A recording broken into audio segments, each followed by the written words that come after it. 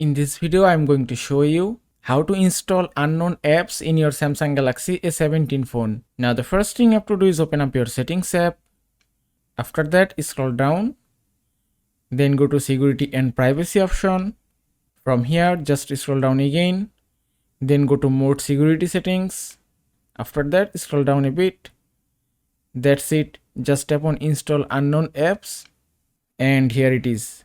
Now here you can find some options to enable it. Suppose if you want to install any unknown apps from Google Chrome browser, then just enable this option.